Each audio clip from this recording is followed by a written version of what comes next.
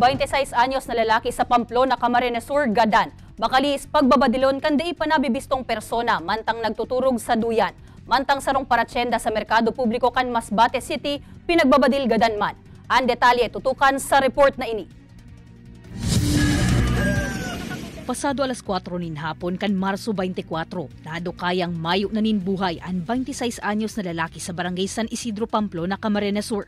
Sa inisyal na investigasyon kan Pamplona Municipal Police Station, nagtuturog sa duyan na nasa balkonahe kan harong ang biktima kan bigla na sanang may magbadil digdi. Mayo man subuot ni nakahiling kan insidente. Pigi-investigaran pa kan kapulisan ang posibleng motibo sa likod kan krimen.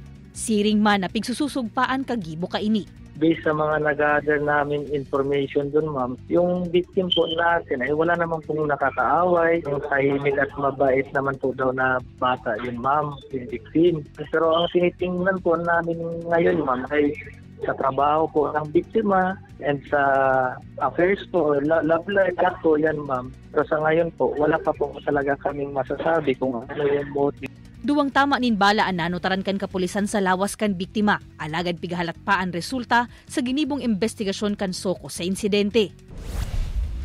Sa Masbate City, sarong 30 anyos na tindero nin karneng manok, ang pinagbabadil kan day panabibistong persona sa laog mismo kan Merkado Publiko. Susug sa pulisya alas 2:45 nin hapon kan ranihan ang biktima kan sospek sa kaharanihang pinagbabadil sa payo asin sa liog. Sarupang persona ang nadamay asin tinamaan nin bala sa tulak. Tulos man ining idinalagan sa ospital. Nakadulag man ang sospek, makalihis isagibo ang krimen. Ang sospek natin dito, sir, so far may CCTV footage tayo. Then hinahanap pa natin, sir, yung possible natin na credible witness para nga po rin, sir, sa identification ng ating suspect. So yung investigation natin ngayon, sir, tuloy-tuloy pa po ito, sir, para ma-establish natin, sir, yung pinaka-motibo at saka nagba-background check tayo dito. Nakuaman sa pinangyarihan kan insidente ang duwang basyon ng kalibre 45 na badil. Naghihiling lang ako sa hustisya lang. Yun lang hinihiling ko na mabigyan lang ng hustisya ang anak ko, sapat na sa akin yun.